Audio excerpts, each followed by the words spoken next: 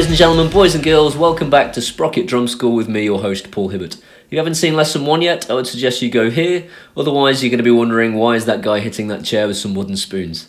What we're going to do today is take what we learnt in lesson 1 and what we learnt in lesson 2, and we're going to chain it all together into lesson 3 to make a full 4-bar pattern. It should sound a little bit something like this.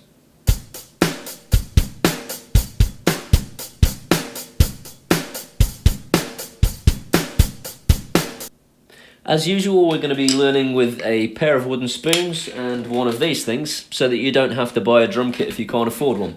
If you've got a drum kit already, then great. These lessons will still be applicable, and if not, you can bang away on a chair just like I'm going to in this video.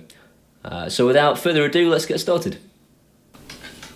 Okay, so I went a little bit easy on you in lesson 1 and lesson 2. Lesson 3 is going to be a little bit more difficult. Not a lot, it's still a 4-4 standard pattern. So what we're doing is we're taking lesson 1 for bar 1, lesson 2 for bar 2, and then lesson 3 is going to form bars 3 and 4. Now I know I'm using the word bar a lot and you're thinking, Paul, you haven't explained what bar is yet. So a bar is basically your 4 steps that you learnt in lesson 1. Bar 2 is the 4 steps that you learnt in lesson 2. Now lesson 3, as I said, is going to form bars 3 and 4. And lesson 3 is basically the same as lesson 2, but with a kick drum on the end of it, and then an extra bar which has got a slightly odd sequence, something that you're going to find difficult to begin with, but we're going to do it slowly and you'll learn it as we go. So I'm going to play that sequence now with the drum notation alongside, and I'll mark up lesson 1, 2 and 3 as the drum notation lights up.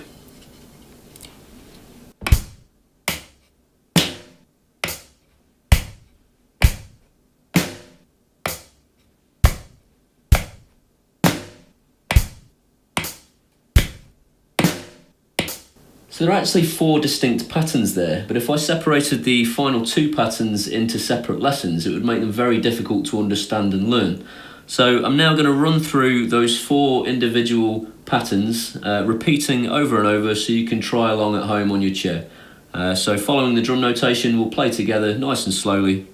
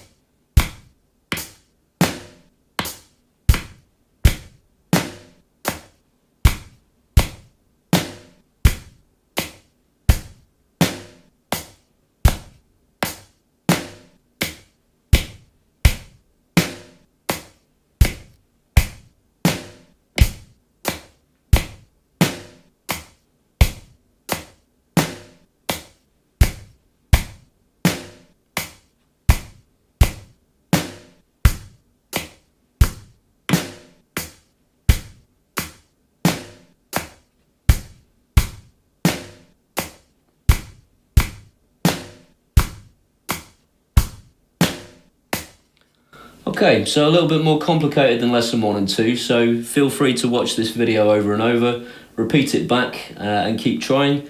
And now what we'll do is I'll show you exactly the same pattern on my electronic drum kit so you can get a feel for how that should look on a real drum kit. I hope you've enjoyed lesson 3 and I'll see you again for lesson 4.